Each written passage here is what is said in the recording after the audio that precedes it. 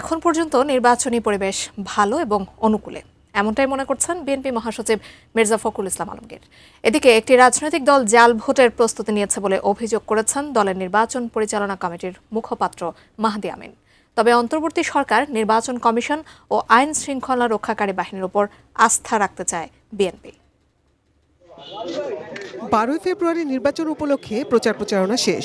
বহুল প্রতীক্ষিত নির্বাচনের বাকি আর মাত্র কয়েক ঘন্টা।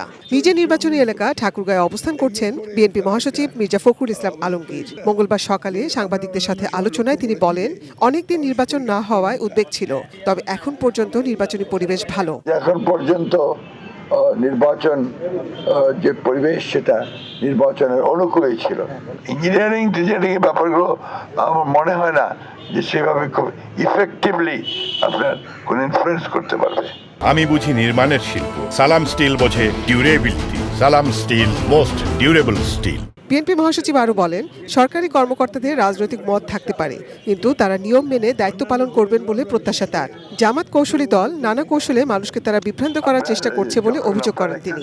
নতুন দল যারা আত্মপ্রকাশ করে তার একটু আওয়াজ বেশি হয়, আর জামাত তো আপনার অত্যন্ত কৌশলী দল, অপকৌশল, অপপ্রচারণা এবং মানুষকে বিভ্রান্ত করার অপচেষ্টা, এগুলো খুব একটা কাজে দেয় না। আলটিমেটলি মানুষের উপর যদি আমরা আস্থা থাকে, তাহলে আস্থা রাখতে হবে যে সে তার ভোটের সঠিক সিদ্ধান্ত নেবে। মানুষটা তো বোকা না যে তাকে সহজেই বোকা বানানো যায়।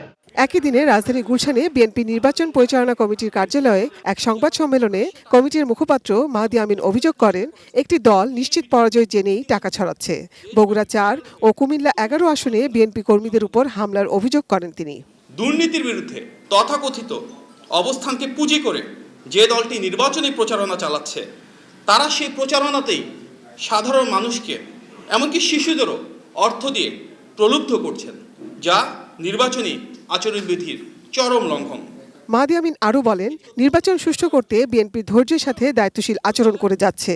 নির্বাচন সুষ্ঠু হলে যে কোনো ফলাফল মেনে নেবে বিএনপি। প্রতিটি রাজনৈতিক দল যদি দায়িত্বশীল আচরণ করে, তাহলে ইনশাআল্লাহ নির্বাচনে সহিংসতা পেরিয়ে শান্তিপূর্ণভাবে আমরা জনগণের ভোটের অধিকার প্রতিষ্ঠা করতে পারবো। গণ অভ্যুত্থানে কিন্তু অন্যতম আকাঙ্ক্ষা ছিল সেটি। আমাদের প্রত্যাশা থাকবে যে কোনো দলের দিকে তাকিয়ে না, অভিযোগ কে করছে সেটা না, অভিযোগটা সত্য কিনা সেটা যেন নির্বাচন কমিশন তাদের পদক্ষেপ গ্রহণ করে, এটা আমাদের কামনা। Nazia Afrin, ATN news, Dhaka.